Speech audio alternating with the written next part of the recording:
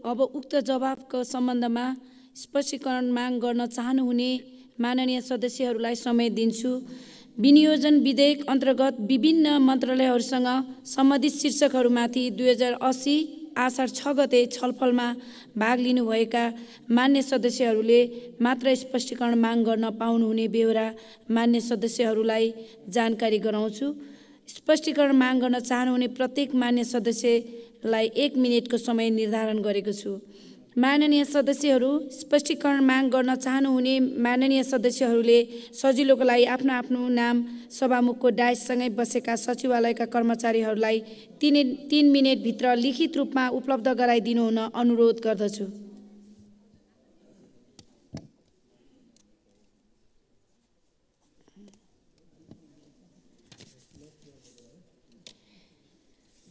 माननीय श्री प्रतीक्षा तिवारी। सम्माननीय सभामुख महोदय, शिक्षा मन्त्रीज्यूलाई प्रश्न। मानव सूचकाङ्कमा पछि परेको मध्य प्रदेशमा शिक्षामा बजेट कम छ, थप हुन्छ कि हुँदैन? स्वदेशमा प्रविधि मैत्री रोजगारमूलक गुणस्तरीय शिक्षा कहिलेबाट लागू हुन्छ? गुणस्तरीय रोजगारमूलक शिक्षाको खोजी गर्दै नेपाली विद्यार्थीहरू लाखौँ रुपियाँ खर्च गरेर विदेश जान बाध्य छन्। यसको अन्त्य कहिलेबाट हुन्छ? शिक्षा क्षेत्रमा भएको व्यथिति कहिले अन्त्य हुन्छ? कतिपय ठाउँका विद्यालयमा विद्यार्थी छन्, भौतिक पूर्वाधार छैन। जहाँ भौतिक पूर्वाधार छन् त्यहाँ विद्यार्थी छैनन्। मन्त्रीज्यूको योजना के छ? छात्रहरूको लागि स्कुलमा सेनिटरी प्याड सबै ठाउँमा उपलब्ध भएको छैन। उपलब्ध भएका ठाउँमा नि गुणस्तरीय छैनन्। सामुदायिक विद्यालयहरूमा निःशुल्क शिक्षा भने पनि विद्यालयले कुनै न कुनै बहानामा फी लिइरहेको छ के फी लिन मिल्छ र? निजी विद्यालयहरूमा शिक्षकहरूको समस्या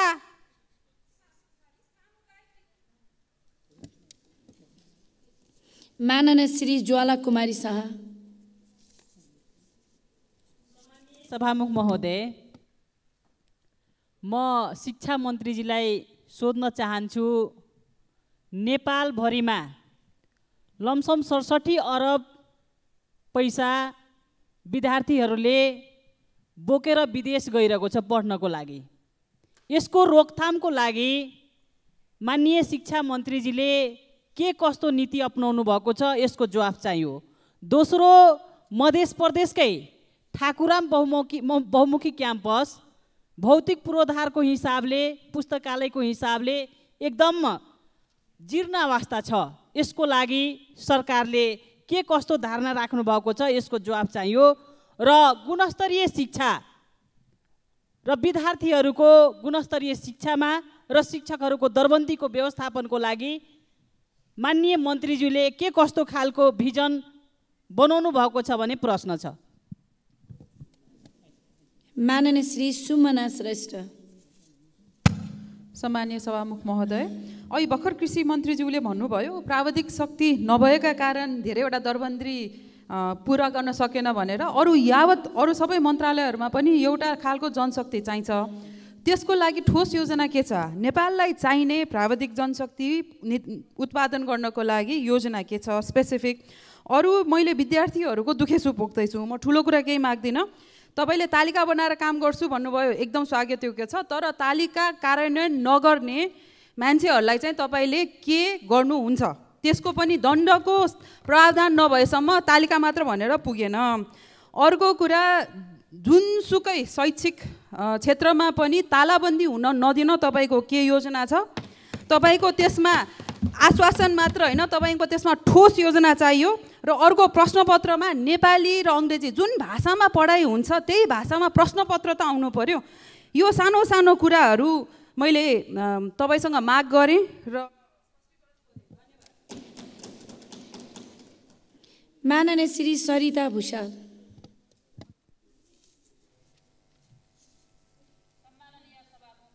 मार्फत माननीय मन्त्रीज्यूलाई मेरो प्रश्न। सार्वजनिक विद्यालयहरूमा कर्मचारी शिक्षक मापन प्रक्रिया निर्माण नभएका कारण आज कति दरबन्दी आवश्यक छ भन्ने बारेमा सरकारसँग कुनै तथ्याङ्क छैन। सङ्घीय शिक्षा ऐन अझै जारी भएको छैन। सङ्घीय शिक्षा ऐन कहिले आउँछ? न्यून वेतनका कारण आज कर्मचारी तथा शिक्षकहरू सडकमा आउनुपर्ने अवस्थामा कसरी सार्वजनिक शिक्षा गुणस्तरीय होला, साथै प्राध्यापकहरू समेत सुरक्षित नरहने शैक्षिक धरोहर विश्वविद्यालय सुधार गर्न र अनुसन्धान कार्यलाई अगाडि बढाउन सरकारको कार्ययोजना के छ, स्पष्ट हुन चाहन्छु। धन्यवाद। माननीय श्री लेखनाथ दाहाल। सम्मानीय सभामुख महोदय, अध्ययनको लागि अब्बल प्रतिभा र पुँजी विदेश पलायन भएकोमा नेपाल सरकारले धेरै चिन्ता गरेको देखिन्छ, तर समस्याको पहिचान र समाधानका उपायको खोजी गरेको देखिँदैन। मैले माननीय मन्त्रीज्यूलाई के गर्न खोज्नु भएको छ त्यो एउटा प्रश्न। दोस्रो, विद्यालय कर्मचारीका जायज मागहरू किन सम्बोधन गरिएका छैनन्? त्यसै गरी शिक्षक महासङ्घ र नेपाल सरकार बीच भएको 51 बुँदे सहमति किन कार्यान्वयन गर्न सकिएको छैन?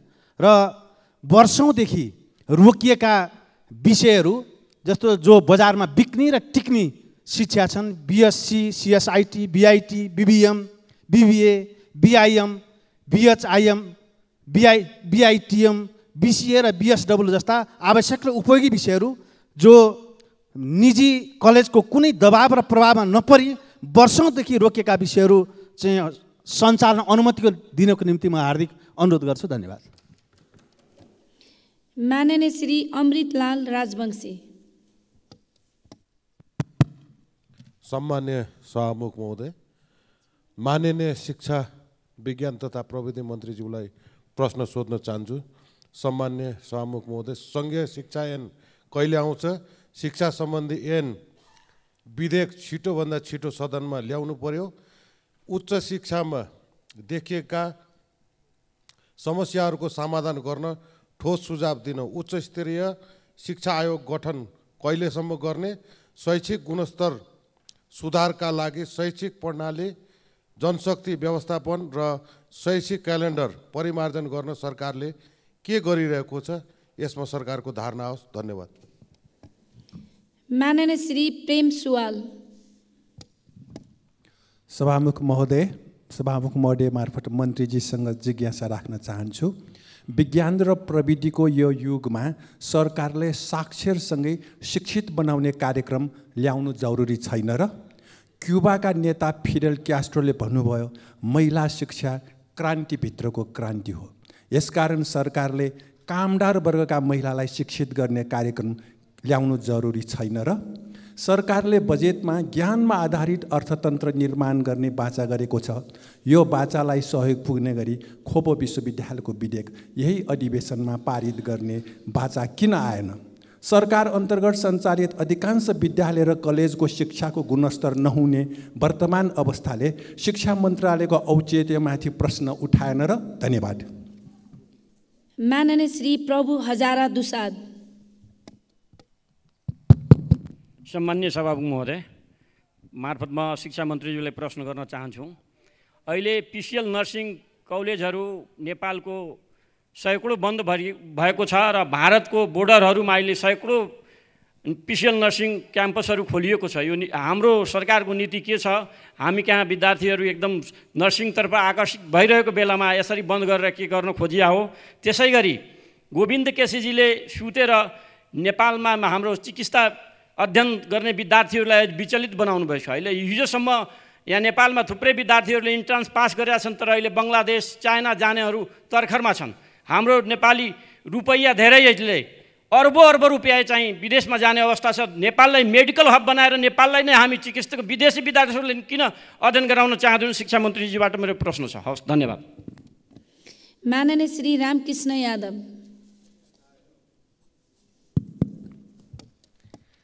सामान्य सभामुख महोदय, सरकारले शिक्षामा धेरै ठुलो रकम विनियोजन गरेको छ, तर शैक्षिक गुणस्तर दिन प्रतिदिन गिर्दो अवस्थामा छ।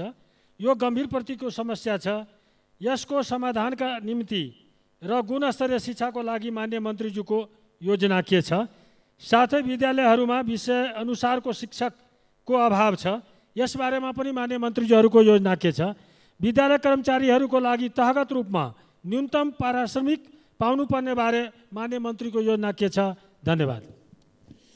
माननीय श्री चन्द्रबहादुर विश्वकर्मा।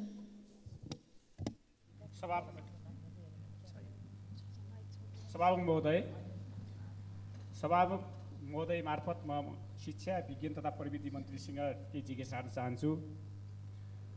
नीति तथा कार्यक्रमको प्रस्ताव गर्ने क्रममा प्रधानमन्त्रीजीले दलितको लागि विशेष व्यवस्था गरिएको छ भन्नुभएको थियो भने अर्थमन्त्रीज्यूले विभिन्न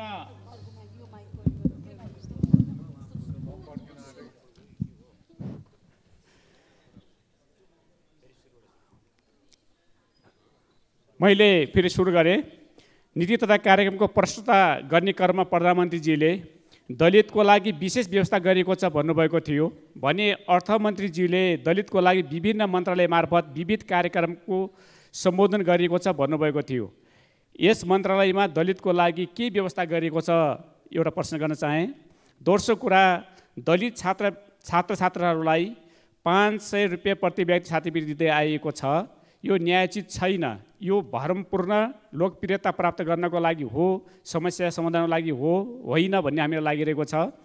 छात्रवृत्ति कुन मापदण्डको आधारमा कसरी दिने गरिएको छ यो बजेटले छात्रवृत्ति स्पष्ट उल्लेख गरेको छैन। यसले संविधानको धारा 40 को उपधारा 2 को खरो उपास गरेको होइन र भन्ने प्रश्न गर्न चाहे। धन्यवाद। माननीय श्री हरि ढकाल। सम्माननीय सभामुख महोदय, माननीय शिक्षा मन्त्रीज्यूसँग केही स्पष्टीकरण माग्न चाहन्छु। तपाईँ सहभागी गठबन्धन सरकारले आफ्नो गुरुलाई कुट्ने र कालो मोसो दल्ने विद्यार्थीलाई छुटाउन वा मुद्दा फिर्ता लिने कलङ्कित निर्णय गर्यो। तपाईँ शिक्षा मन्त्रीबाट यस सम्बन्धी कुनै अभिमत पाएनौ। शिक्षा क्षेत्रको अर्को विकृति छ तालाबन्दी। विभिन्न बाहनामा आन्दोलन र आन्दोलनको नाउँमा तालाबन्दी। यो तालाबन्दी गर्नेहरूलाई कारबाही गर्ने कुनै नीति छ कि छैन? हामीले हाम्रो क्षेत्रमा कसैले कुनै शैक्षिक क्षेत्रमा तालाबन्दी गरेमा जिल्ला प्रशासनको समन्वयमा ताला फोरिदिने गरेका छौँ। शिक्षा मन्त्रीज्यू, तपाईँले देशैभरिको शैक्षिक संस्थामा ताला लगाउनेहरूलाई कुनै कानुन बनाएर कारबाही गर्न सक्नुहुन्छ कि सक्नुहुन्न, अथवा हाम्रो यो अभियानलाई सहयोग गर्न सक्नुहुन्छ कि सक्नुहुन्न? धन्यवाद।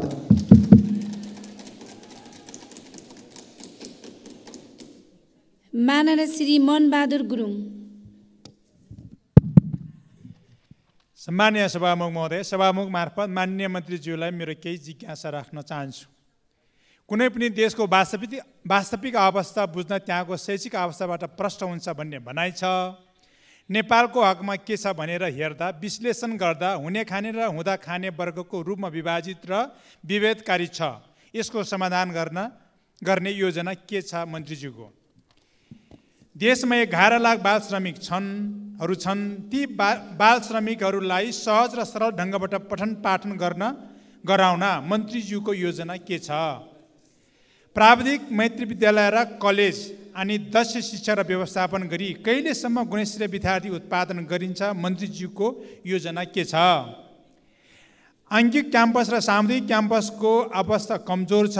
उक्त क्याम्पसहरूले उपभोग गर्दै आएको जग्गाहरूको भोग अधिकार दिने योजना के छ? जवाब पाऊँ। धन्यवाद। माननीय श्री दीपा शर्मा। सम्माननीय सभामुख महोदय, म शिक्षा मन्त्रीज्यूलाई केही मेरो जिज्ञासा राख्न चाहन्छु। सबभन्दा पहिला त छात्राहरूका लागि बाँडिने यो सेनिटरी प्याड देशैभरि गुणस्तरीय र एक नासको ढङ्गले बाँड्ने कुराको व्यवस्थापन कसरी मिलाउनु भएको छ, यसको लागि म जवाब चाहन्छु। त्यसै गरी गुणस्तरीय र प्रविधि मैत्री बनाउन सकिन्छ शिक्षालाई भन्नुभएको छ। पहाड, हिमाल र तराईका धेरै ठाउँमा बत्ती छैन, बत्तीको अँध्यारो मुनि छन्। त्यहाँ कसरी सम्भव हुन्छ त्यो तयारी के छ त्यसको जानकारी पाउन चाहन्छु। दिनौँ शैक्षिक संस्थामा देशभरि विभिन्न खाले विकृतिहरू बढिरहेका छन्। अघि पनि कुरा आयो। यसलाई चाहिँ कुन नियम मार्फत कसिलो बनाउनुहुन्छ र कानुनी दायरामा ल्याउनुहुन्छ स्पष्ट हुन चाहन्छु। त्यसै गरी छात्रवृत्ति हुने खाने र पहुँचवालाका छोराछोरीले पाएर पढ्ने गरेका छन् अहिलेसम्म। यसको अन्त्य हुने गरी अब विपन्न र गरिब विद्यार्थीले कसरी पाउने व्यवस्था मिलाउनुहुन्छ? म यो प्रश्न। माननीय श्री विनिता कठायत। सम्माननीय सभामुख महोदय, म शिक्षा मन्त्रीज्यूलाई यो प्रश्न गर्न चाहे। हिजोको दिनमा वैशाखमा पनि नपुग्ने किताब निवर्तमान शिक्षा मन्त्री माननीय शिशिर खनालज्यूको पहलमा वैशाखमा नै पुग्यो। सायद यो पहिलो पटक नै होला। त्यसका लागि धेरै धेरै धन्यवाद। तराई तथा पहाडी भेगमा वैशाखबाट शैक्षिक सत्र सुरु भए पनि साविकको कर्णाली तथा हिमाली भेगमा फागुनबाट नै शैक्षिक सत्र सुरु हुन्छ, कारण मौसम नै हो। अब वर्तमान शिक्षा मन्त्रीज्यूको यसमा के छ? फागुनको शैक्षिक सत्रलाई मान्यता दिएर किताब विद्यार्थीको हातमा फागुनमै पुर्याउनु पर्ने हो कि होइन? धन्यवाद। माननीय श्री महेश कुमार बर्तौला। सम्माननीय सभामुख महोदय, सङ्घीय शिक्षा विधेयक संसदमा कहिले दर्ता गर्नुहुन्छ? म पहिलो प्रश्न माननीय मन्त्रीज्यूलाई गर्न चाहन्छु। विद्यालयका कर्मचारीहरूमाथि लामो समयदेखि चरम श्रम शोषण भइरहेको छ। 35,000 कर्मचारीहरू सडकमा छन्। तिनका जायज माग सम्बोधन कहिले गर्नुहुन्छ? यो सरकारको प्रतिबद्धता कस्तो रहन्छ? यो जवाफ माग्न चाहन्छु। आज पनि एमफिल र पिएचडी प्रोग्राम सरकारको आफ्नो रेगुलर प्रोग्रामको रूपमा रहेको छैन। प्राइभेट कार्यक्रमका रूपमा पिएचडी र एमफिल प्रोग्रामहरू छन्। त्यहाँका विद्यार्थीहरूलाई कम्तीमा पनि रिसर्चमा ग्रान्टको व्यवस्था र एमफिल र पिएचडी प्रोग्राम राज्यकै एउटा रेगुलर प्रोग्रामको रूपमा रहने व्यवस्था हामी गर्न सक्छौँ कि सक्दैनौँ? म मन्त्रीज्यूको जवाफ चाहन्छु। त्यसै गरी मेरो निर्वाचन क्षेत्र मकवानपुरमा विशेष गरी धेरै चेपाङ र जनजातिहरू विद्यार्थीहरू पढ्छन्। लामो समय भौगोलिक विकटताका कारणले गर्दा दिनमा 5 घन्टा आउजाउ गर्नुपर्छ। एक पालिका एक छात्रावासको व्यवस्था जरुर।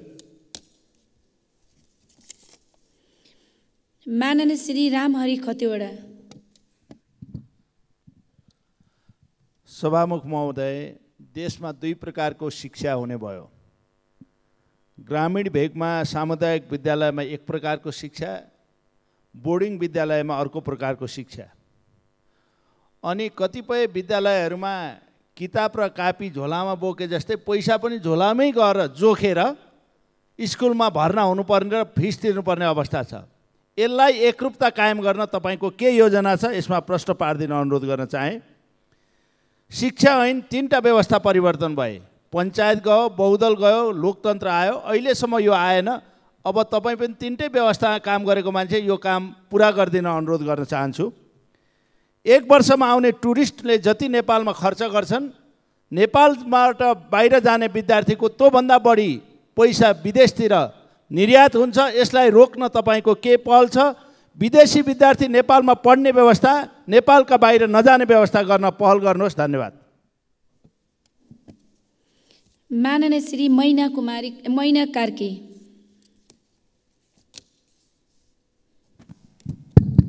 सम्माननीय सभामुख मार्फत शिक्षा मन्त्रीज्यूलाई म केही क्वेसन गर्न चाहन्छु। मैले केही कुरा राखेको थिएँ, त्यसको जवाब पनि आएन। सशस्त्र द्वन्द्वको समयमा 200 भन्दा बढी शिक्षक स्थायी शिक्षकहरूको हत्या भयो। हत्या भएका शिक्षकहरूको पेन्सन अवधि थप गरी उनीहरूको श्रीमतीलाई पेन्सन व्यवस्था गर्ने गरियोस् र सन्ततिलाई उच्च शिक्षा, प्राविधिक शिक्षा, छात्रवृत्ति व्यवस्था मिलाइयोस्। यसमा मन्त्रीज्यूले के व्यवस्था गर्नुभएको छ? जवाफ आएन। यस्तै गरेर विभिन्न समयमा सामुदायिक शिक्षाका सङ्घ सङ्गठनसँग माग र सम्झौताहरू कार्यान्वयनको लागि के व्यवस्था गर्नुभएको छ? यसको पनि जवाब चाहन्छु। यसै गरेर विद्यालय कर्मचारी निरन्तर आन्दोलनमा जारी छ। उनीहरूको जायज माग पुरा गर्न विषयमा मन्त्रीज्यूको के योजना छ? यसको पनि उत्तर चाहन्छु। धन्यवाद। माननीय श्री अमरबहादुर थापा। माननीय सभामुख महोदय, यो सरकारले शिक्षाकै क्षेत्रमा हेर्ने हो भने धेरै सम्झौता गरेको छ, कार्यान्वयन गरेको छैन। र शिक्षा अहिले 2 थरी शिक्षा छन्, एउटा बोर्डिङ स्कुल, एउटा सामुदायिक स्कुलहरू। बोर्डिङ स्कुलको गुणस्तर धेरै अगाडि हुने, सामुदायिक विद्यालयको जाने स्तर कमजोर हुने कारण के हो? यसको के योजना छ? यसलाई त्यो स्तरमा पुर्याउने शिक्षा मन्त्रीसँग को ध्यान आकर्षण गराउन चाहन्छु। र दोस्रो कुरा, अहिले जुन हामीले विद्यार्थी बाहिर पठाउने भनिराखेका छौँ, यो मेडिकल कलेजको जाने अहिलेसम्म किन व्यवस्था गर्न सकिएको छैन? तत्काल नेपालमा सकेसम्म धेरैभन्दा धेरै प्राविधिक शिक्षालयहरूको र मेडिकल कलेजको व्यवस्थापन हुनु पर्यो। धन्यवाद। माननीय सदस्यहरू, अब माननीय शिक्षा विज्ञान तथा प्रविधि मन्त्री श्री अशोक कुमार राईलाई उक्त स्पष्टीकरणको सम्बन्धमा स्पष्ट पार्न अनुमति दिन्छु।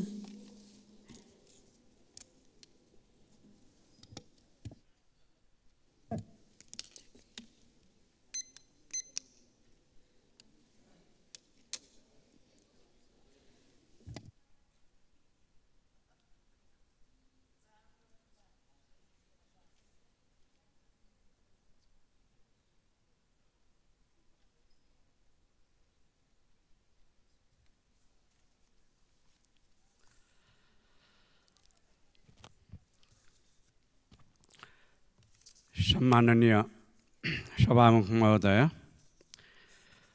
मान्यज्यूहरूले केही स्पष्टीकरणका लागि प्रश्नहरू राख्नु भएको छ। मध्य प्रदेशमा शिक्षामा बजेट चाहिँ कम गयो भन्ने त मलाई लाग्दैन, तर आवश्यक पर्ने जति अब सबै ठाउँमा पठाउन सकिएको छैन, त्यो चाहिँ सत्य हो। र त्यस्तै गरेर यो गुणस्तरीय शिक्षाको कुरा धेरै मान्यज्यूहरूले राख्नु भएको छ, जिज्ञासा यसमा चासो सुझाव टिप्पणीहरू राख्नु भएको छ। अब यसका निम्ति विभिन्न कार्यक्रमहरू अगाडि सारिएको कुरा मैले यहाँहरूलाई निवेदन गरेको छु। त्यसमध्ये अब सबैभन्दा धेरै लगानी हुने एउटा योजना चाहिँ चलिरहेको छ, विद्यालय शिक्षा क्षेत्र योजना,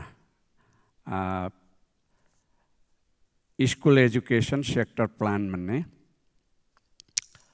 त्यस अन्तर्गत हामीले चाहिँ विद्यालयको गुणस्तरलाई, विद्यालय शिक्षाको गुणस्तरलाई उठाउने चाहिँ योजना राखेका छौँ, योजना गरेका छौँ। धेरै मान्य सदस्यज्यूहरूले फेरि पनि जोड दिएर विद्यालय शिक्षा ऐन अथवा सङ्घीय शिक्षा ऐन कहिले आउँछ सदनमा भनेर भन्नुभएको छ। मैले यसबारेमा पनि यहाँहरूलाई निवेदन गरिसकेको छु। 4 गते नै मन्त्री परिषदमा त्यो दर्ता भइसकेको छ, संसदमा चाहिँ ल्याउनलाई अनुमति प्राप्तिको निम्ति। अब आज 12 गते हो, सायद मलाई लाग्छ आजको क्याबिनेटमा त्यो आइसक्या होला। म यहाँ सदनमा, गरिमामय सदनमा जवाफ दिनुपर्ने आवश्यकताले मन्त्री परिषदको बैठकमा उपस्थित हुन सकेको छुइनँ र मन्त्री परिषदले अनुमति दिने बित्तिकै संसदमा सो ऐन अथवा त्यो विधेयक चाहिँ दर्ता हुने कुरा मान्यज्यूहरूलाई निवेदन गर्न चाहन्छु। र त्यो ऐन बन्ने बित्तिकै, त्यो विधेयक चाहिँ संसदले पारित गर्ने बित्तिकै विद्यालय शिक्षा क्षेत्रमा दात्री निकायहरूले पनि गुणस्तर सुधारका निम्ति पर्याप्त सहयोग गर्न सक्ने जानकारी चाहिँ भेटवार्ताहरूमा दिने गरेका छन् दात्री निकायहरू, दात्री राष्ट्रहरूले। र हामीले जुन दरबन्दी व्यवस्थापनको समस्याको कुरा गऱ्यौँ, विद्यालय निरीक्षणको चाहिँ समस्याको कुरा गऱ्यौँ, विद्यालय व्यवस्थापन, जनशक्ति व्यवस्थापनदेखि लिएर करिकुलमहरू, पाठ्यक्रमहरू चाहिँ व्यवस्थापन गर्ने सम्मका जिज्ञासाहरू जो यहाँहरूले राख्नु भएको छ, मलाई लाग्छ विद्यालय स्तरका धेरै आवश्यकताहरूलाई यो ऐन बनेपछि हामी पुरा गर्न सक्नेछौँ। त्यसकारण यहाँहरूको गम्भीर चासो पनि त्यसै कारण रहेको छ भन्ने मलाई लागेको छ कि यो ऐन आएपछि यो सङ्क्रमणको अवस्था अथवा 28 सालको ऐनले आज पनि हाम्रो शिक्षालाई चाहिँ नै गभर्न गरिरहेको अवस्थाको अन्त हुनुपर्छ। त्यो अन्त हुने क्रममा नै हामीले थुप्रै समस्याहरूको समाधान दिन सक्छौँ भन्ने कुरा म फेरि पनि निवेदन गर्न चाहन्छु। अब अहिलेको हाम्रो शिक्षा क्षेत्रमा देखा परेको एउटा गम्भीर चुनौती चाहिँ विद्यार्थीहरू विदेश पलायन हुने अवस्था हो, जसका बारेमा मान्यज्यूहरूले गम्भीर चासो राख्नु भएको छ। यो कुनै एउटै मात्रै कारणबाट चाहिँ भएको छैन, यसमा धेरै कारणहरू जिम्मेवार छन् भन्ने मलाई लाग्छ। हाम्रो मुलुकको चाहिँ अविकासको स्थिति अथवा विकासोन्मुख अवस्था, त्यस्तै गरेर हाम्रो चाहिँ नि शिक्षा क्षेत्रमा देखिएको अस्तव्यस्तता, अधिक राजनीतिकरण, मान्यज्यूहरूले आफ्नो जिज्ञासामा राख्नुभएको थियो म पढ्छु मात्रै, म राजनीति गर्दिनँ भन्ने विद्यार्थीहरू चाहिँ नि भ्रातृ सङ्गठनहरूको चेपारोमा परेर उनीहरूले चाहिँ पढ्नै नसक्ने अवस्था हुने वा उनीहरू चाहिँ पलायन हुने यो खालको चाहिँ अवस्था छ भन्ने तर्फ ध्यानाकर्षण गराउनु भएको थियो। त्यो एकदमै सत्य हो भन्ने मेरो आफ्नो पनि अनुभव छ। यो हिसाबले र साथमा हाम्रो विश्वविद्यालयहरूले आफ्नो पाठ्यक्रमलाई नवीनतम ज्ञानहरू बाँड्ने ढङ्गले, पढाउने ढङ्गले, दिने ढङ्गले अपडेट गर्न नसक्नु, तिनीहरूलाई अद्यतन बनाउन नसक्नु पनि एउटा कारण हो भन्ने लाग्छ। र यो सबै चिजहरू रोजगारीका निम्ति पनि विदेशै जानुपर्ने, पढ्नका निम्ति पनि विदेशै जानुपर्ने अवस्थाले गर्दा एउटा खराब मनोविज्ञान पनि तयार भएको छ भन्ने मलाई लाग्छ। सामाजिक मनोविज्ञान तयार हुँदैछ भन्ने लाग्छ। त्यो के हो भने स्वदेश खत्तम, विदेश उत्तम। विदेशको हरेक चिज उत्तम, शिक्षा उत्तम, अरू उत्पादनहरू उत्तम, खाद्य वस्तु उत्तम, प्रविधि उत्तम। तर हाम्रो देशमा जे छ विदेशको भन्दा उत्तम चिजलाई पनि हामी चाहिँ यो उत्तम हो भनेर गौरव गर्न सक्ने, गर्व गर्न सक्ने अवस्थामा नरहने जुन सामाजिक मनोविज्ञान बन्दैछ त्यो अझै खतरनाक हो भन्ने मलाई लाग्छ। यसपछि विदेश पलायन हुने एउटा स्थिति चाहिँ खास गरी मेडिकल सेक्टरमा यो शिक्षा विज्ञान तथा प्रविधि मन्त्रालयमा आएपछि मलाई अनुभव भएको कुरा मान्यज्यूहरूले उठाउनु भएको सन्दर्भमा थोरै म सेयर गर्न चाहन्छु। हाम्रो जम्मा जम्मी एमबीबीएसको पठन पाठन गर्ने क्षमता, इनरोलमेन्ट क्यापेसिटी चाहिँ कति रहेछ भन्दा 1895। अनि एलिजिबल स्टुडेन्टहरू चाहिँ नै तपाईँलाई 6000। अब 1895लाई हामीले भर्ना गर्न सक्छौँ, बाँकी के गर्छ? बाँकी त पढ्नको लागि त विदेश जानुपर्ने अवस्था हुन्छ। त्यो विदेश जाने क्रममा चाहिँ हाम्रो लाख होइन, करोड होइन, अरबमा चाहिँ हाम्रो चाहिँ पैसा विदेशतिर गइराखेको छ। त्यसो भएको हुनाले निश्चय नै मान्यज्यूहरूले चाहिँ नै राख्नुभएको सुझाव अत्यन्तै गम्भीर छ कि मेडिकल कलेजहरू चाहिँ खोलिनुपर्छ। यसपटकको बजेटमा हामीले चाहिँ नि 2-3वटा मेडिकल कलेज चाहिँ नि खोल्नको लागि अगाडि बढ्ने प्रक्रिया थाल्ने कुरा त्यसै कारण राखेका छौँ।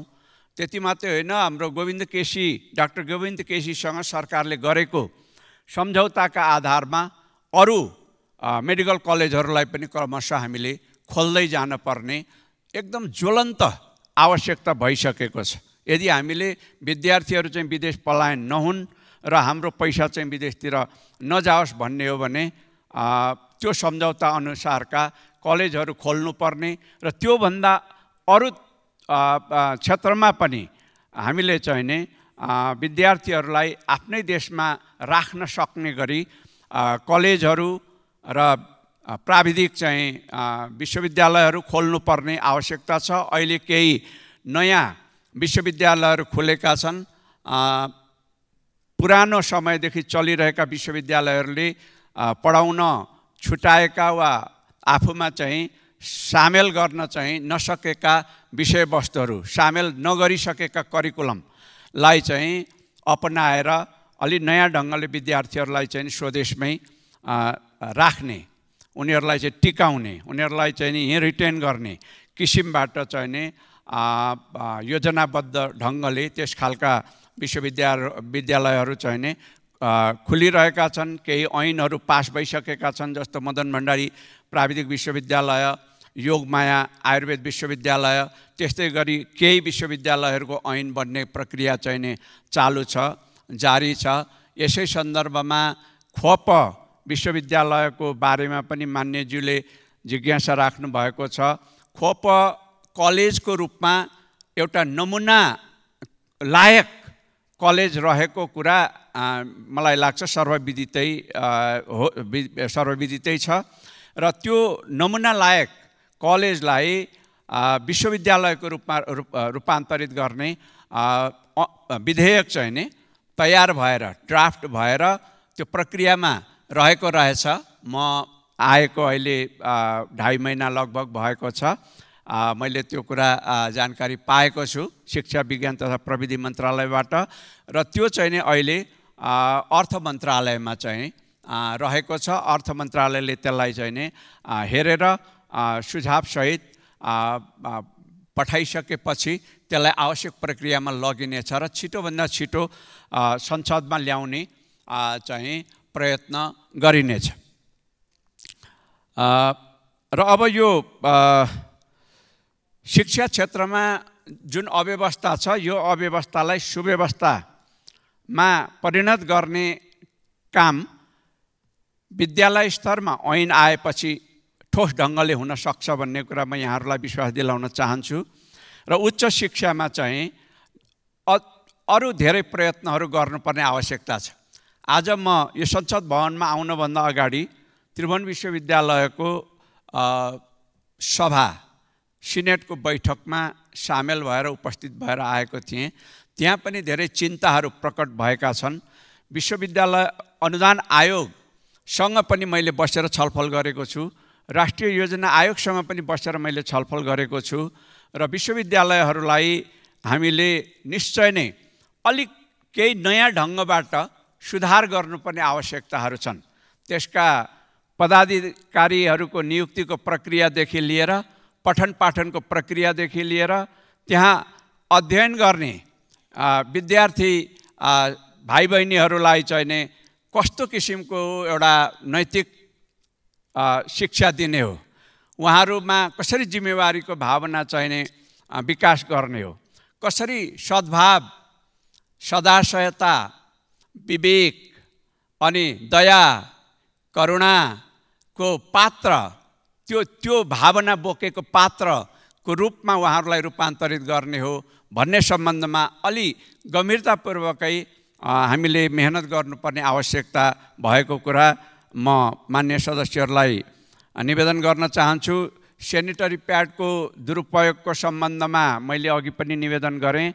त्यसलाई रोक्नको निम्ति हामीले एउटा निर्देशिका तयार गरेर यो वर्षबाट त्यसलाई लागू गर्नेछौँ र त्यस्तै गरेर अब गुणस्तरयुक्त नभएको भन्ने कुरा पनि यहाँहरूले राख्नु भएको छ। गुणस्तरको पनि नियन्त्रण गर्ने, त्यसलाई नियमन गर्ने कुरा पनि निर्देशिका अन्तर्गत हामीले चाहिँ नि गर्नेछौँ।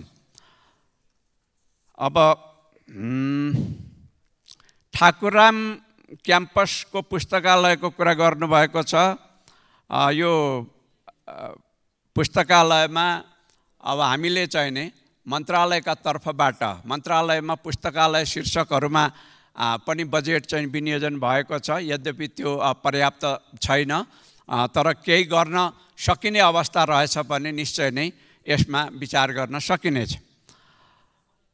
दरबन्दी व्यवस्थापनको बारेमा मैले यहाँहरूलाई अघि विस्तृत रूपमा नै बताएँ। केही विद्यालयहरूलाई मर्ज गरेर व्यवस्थापन गर्नुपर्ने अवस्था छ भने र त्यसको सुरुवात भइ पनि सकेको छ भने केही चाहिँ नै आउने दिनमा चाहिँ हामीले ऐन निर्माण गरेर ऐनको चाहिँ व्यवस्था मार्फत दरबन्दीहरू वास्तविक रूपमा कति चाहिने, अब 53 सालमा अध्ययन भएको चाहिँ नै प्रतिवेदनका आधारमा 53,000 चाहिँ दरबन्दी हामीलाई आवश्यक पर्ने भन्ने छ। थप दरबन्दी 40,000 चाहिँ हामीले राहत दरबन्दी चाहिँ दिइराखेको अवस्था छ र अब त्यो 40,000 राहत दरबन्दी दिँदाखेरिमा पनि 13,000 नपुग हुन्छ। त्यो धेरै वर्ष अगाडि गरिएको अध्ययनकै आधारमा पनि। त्यसकारण अहिलेको आवश्यकता र मर्जर थोरै विद्यार्थी भएका विद्यालयहरूलाई चाहिँ नि गाभिसकेपछि 2 वा 2 भन्दा बढी विद्यालयहरूलाई पाएक पर्ने ठाउँमा म्यापिङ गरेर गाभिसकेपछि चाहिँ नि कति दरबन्दी वास्तविक रूपमा हामीलाई आवश्यक पर्छ त्यसको चाहिँ नि अनुसार हामीले यसलाई चाहिँ नि सम्बोधन गर्नुपर्छ भन्ने कुरा म यहाँहरूलाई निवेदन गर्न चाहन्छु। अब प्राविधिक जनशक्ति उत्पादन गर्ने योजना भनेको हामीलाई चाहिँ चाहिने जनशक्ति अहिले पनि छैन भन्ने छ। सिटिभिटी छ, त्यसले एउटा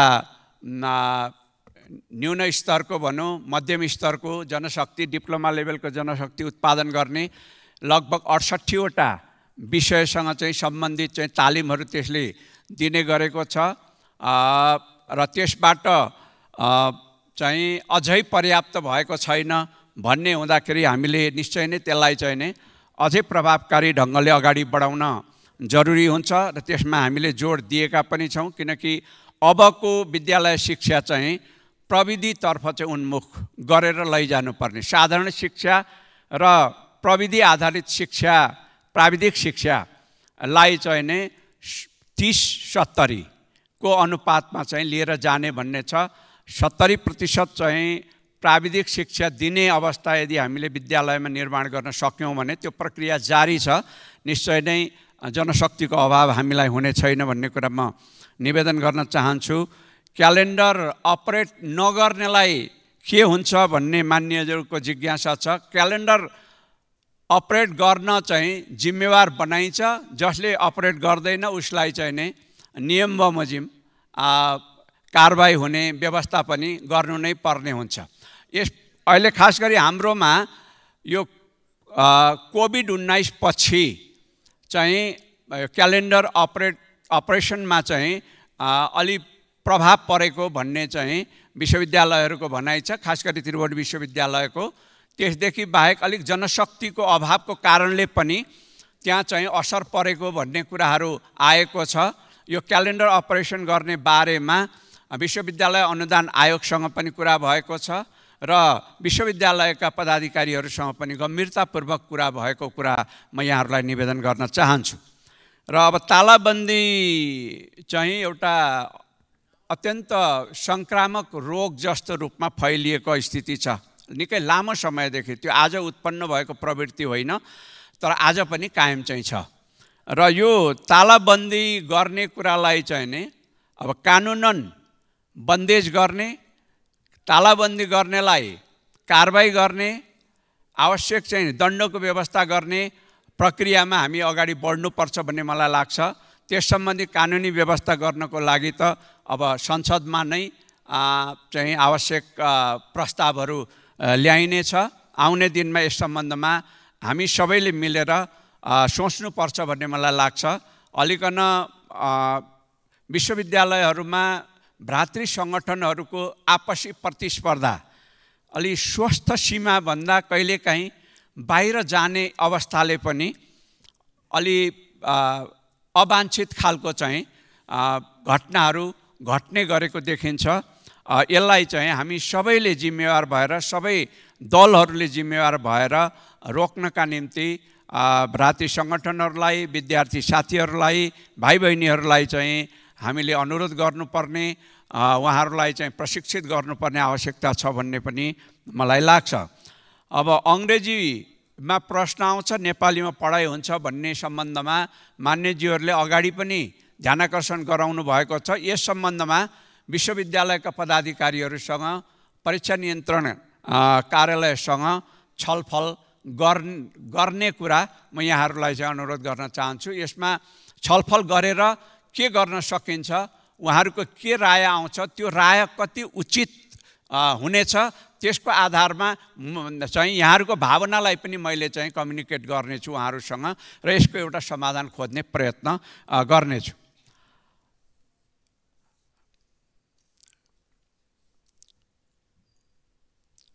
अब यो शिक्षकहरूसँग गरिएको सम्झौता 51 बुँदे सम्झौता कहिले लागू हुन्छ भन्नुभएको छ। निश्चय नै दुःखको कुरा हो, सम्झौता हुने तर कार्यान्वयन नहुने, त्यस्तो नहुनु पर्ने हो। तर केही कार्यान्वयन भएको अवस्था छ। 51 बुँदे सम्झौता भएको भए सबैका सबै कार्यान्वयन हुन चाहिँ बाँकी छ। यो विद्यालय ऐन आएपछि धेरै कुराहरू चाहिँ सम्बोधन हुने कुरा पनि म फेरि पनि निवेदन गर्न चाहन्छु जोडका साथ, र बाँकी उहाँहरूसँग भएका सम्झौताहरूलाई कार्यान्वयन गर्दै लगिने सम्बन्धमा हामी गम्भीर रहेको कुरा पनि निवेदन गर्न चाहन्छु।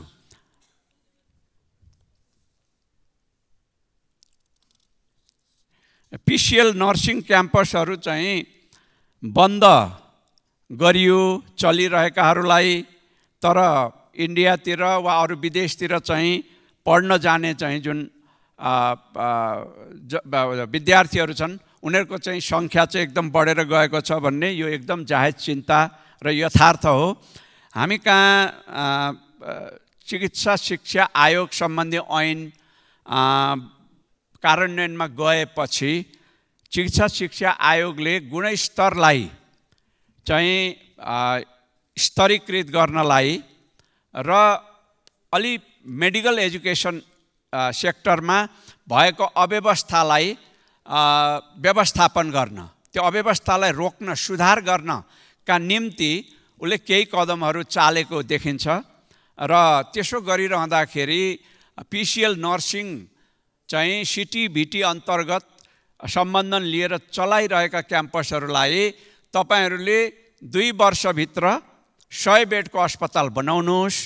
बनाउन सक्नु भएन भने तपाईहरूले चलाउन पाउनुहुन्न। 50 बेडको अस्पतालमा चाहिँ चलाउन पिसिएल नर्सिङ कक्षा चाहिँ सञ्चालन गर्न मिल्दैन भन्ने चाहिँ निर्देशन जारी गरेको रहेछ।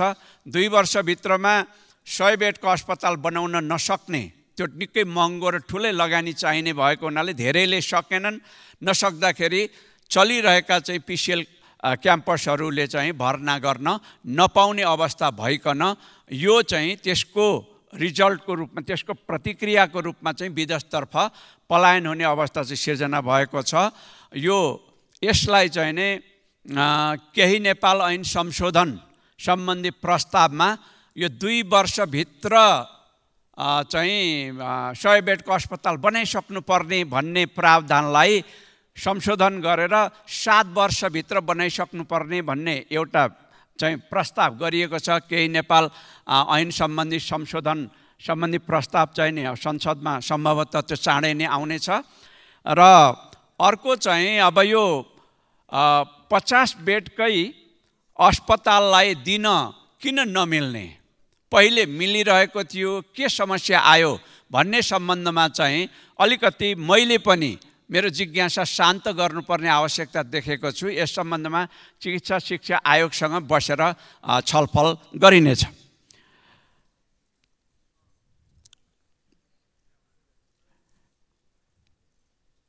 अब यो न्यूनतम पारिश्रमिकको बारेमा विद्यालय कर्मचारीहरूको बारेमा मैले अघि पनि निवेदन गरेँ। यो 15,000 अहिले चाहिँ सङ्घबाट केही र थोरै थप चाहिने स्थानीय तहबाट गरिकन 15,000 सम्म पारिश्रमिक पाउने गरी अहिले उहाँहरूले काम गरिराख्नु भएको छ। निश्चय नै यो पारिश्रमिक सन्तोषजनक होइन, तर पनि अब हामीले पनि आफ्नो स्रोत, आफ्नो साधन, आफ्नो कोषलाई हेरेर हामीले चाहिँ के छ भन्दाखेरि गर्न मन हुँदाहुँदै पनि कति गर्न सकिन्छ भन्ने कुराको चाहिँ अठोट गर्नुपर्ने अवस्था छ। तर आउने दिनमा निश्चय नै हामी चाहिँ नि यसलाई सुधार गर्ने सम्बन्धमा गम्भीर छौँ र हामी यसबारेमा सोच्नेछौँ। अब दलित छात्र छात्राहरूको लागि छात्रवृत्ति कम भयो, 500 रुपियाँ मात्रै किन भन्ने छ। यसमा पनि हाम्रो ध्यानाकर्षण भएको छ। आगामी दिनमा यसलाई सुधार गर्ने सम्बन्धमा के सम्भावना हुन्छ हामी चाहिँ यसबारेमा छलफल गर्नेछौँ। अब निजी र सामुदायिक विद्यालयको बिचको खाडललाई कसरी परिपूर्ति गर्ने भन्ने मान्यजीहरूको चाहिँ जिज्ञासा, हुने र नहुनेहरूको बिचको चाहिँ शिक्षामै चाहिँ एउटा विभेदकारी अवस्था चाहिँ देखा पर्यो भन्ने जुन जिज्ञासा छ, यसलाई पनि विद्यालय शिक्षा ऐनका माध्यमबाट चाहिँ सम्बोधन गर्ने प्रयत्न गरिनेछ, गरिएको छ, प्रस्ताव गरिएको छ। त्यो विद्यालय शिक्षा ऐनलाई कुन रूपमा पारित गर्दाखेरि, निर्माण गर्दाखेरि यो विभेदजन्य अवस्थालाई चाहिँ नै सम्बोधन गर्न सकिन्छ, त्यो मान्य सदस्यहरूको चाहिँ सहभागिताको मैले अपेक्षा राखेको छु। यहाँहरूको सुझावको, यहाँहरूको चाहिँ नि संलग्नताको अपेक्षा राखेको छु।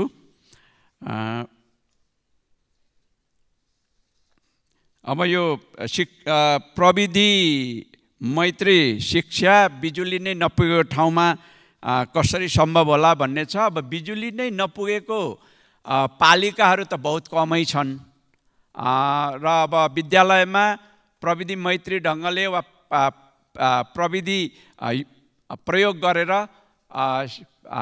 टिचिङ लर्निङको चाहिँ काम गर्नको लागि त बिजुली जरुरी नै हुन्छ र त्यो बिजुली नपुग्ने नै अवस्था चाहिँ रहँदैन भन्ने कुरा म यहाँहरूलाई निवेदन गर्न चाहन्छु। किनकि विद्युत नपुगेका पालिकाहरू अब बहुत थोरै छन्। विद्यालयहरूमा पनि अब प्रविधि प्रयोग गरेर पठन पाठन गर्ने भएपछि त बिजुली पुर्याउने व्यवस्था पनि गरिने नै छ। अब विद्यार्थीको हातमा समयमै पुस्तक पुर्याउनु पर्ने भन्ने सम्बन्धमा सबै मभन्दा अगाडिका पूर्ववर्ती सबै मन्त्रीज्यूहरूको प्रयत्न अनि जनक शिक्षा सामग्रीको पनि अहोरात्र खटाई, मन्त्रालयको खटाई, सबैको मेहनतले यो चालु आर्थिक वर्षमा चाहिँ पाठ्यपुस्तक विद्यार्थीको हातमा समयमै पुगेको छ। गुनासोहरू बहुतै कम आएका छन् र आउने आर्थिक वर्षमा पनि त्यसरी नै सबैको सहयोगको अपेक्षा राखेको छु र समयमै पाठ्यपुस्तक चाहिँ विद्यार्थीहरूको हातमा पुर्याउने प्रतिबद्धता जाहेर गर्न चाहन्छु। अब यो एमफिल र पिएचडीलाई रेगुलर कार्यक्रमको रूपमा चाहिँ कहिलेदेखि सुरु गर्ने भन्ने यहाँहरूको जिज्ञासा छ। यसबारेमा विश्वविद्यालयहरूसँग छलफल गरेर कसरी सम्भव हुन्छ यसबारेमा ध्यान दिइनेछ। अब यो सशस्त्र द्वन्द्वको बेलामा द्वन्द्वमा परेर देहावसान हुने शिक्षकका परिवारहरूलाई पेन्सन दिने सम्बन्धमा के छ भनेर भन्नुभएको छ। द्वन्द्व पीडित शिक्षकहरूको सम्बन्धमा एकपटक कार्यदल बनेर छानबिन गरेर अनि उहाँहरूलाई दिनुपर्ने सुविधाहरू दिइसकिएको छ र त्यो बेलामा निर्णय हुँदाखेरि एक पटकका लागि भन्ने चाहिँ वाक्यांश प्रयोग गरिएको रहेछ। त्यसकारण अहिले अब शिक्षा मन्त्रालयले मात्रै यस सम्बन्धमा कुनै ठोस निर्णय गर्न सक्ने अवस्था छैन र यस खालको चाहिँ नि समस्या भएका परिवारहरू कति हुनुहुन्छ त्यसको पनि फेरि अध्ययन गर्नुपर्ने होला। त्यो बेलामा चाहिँ सार्वजनिक सूचना जारी गरेर सबैको चाहिँ के भन्दाखेरि आवेदनको माग गरिएको छ, अध्ययन गरिएको छ र एकपटकको लागि चाहिँ नि त्यो दिने क्रम भएको छ। बाँकीको सम्बन्धमा चाहिँ नि यसमा के छ अवस्था त्यो अध्ययन नगरी केही भन्न सकिने अवस्था नभएको कुरा अनुरोध गर्दछु। मान्यज्यूहरूले अत्यन्त गम्भीरताका साथमा, अत्यन्त चासो र चिन्ताका साथमा शिक्षा क्षेत्रको प्रगतिको निम्ति सुझावहरू राख्नुभएको छ, जिज्ञासाहरू राख्नुभएको छ, टिप्पणीहरू राख्नुभएको छ। तिनीहरूलाई मैले पूर्ण रूपमा आत्मसात गरेको छु। आउने दिनमा तिनीहरूलाई कार्यान्वयन गर्ने सिलसिलामा पनि यहाँहरूको सहयोगको अपेक्षा राख्दछु। यति भनेर आफ्नो जवाफ दिने क्रमलाई यहीँ विराम दिन चाहन्छु। धन्यवाद। सत्य, तथ्य, निष्पक्ष अनि खोजमूलक समाचारको साथमा एभरेस्ट न्यूज।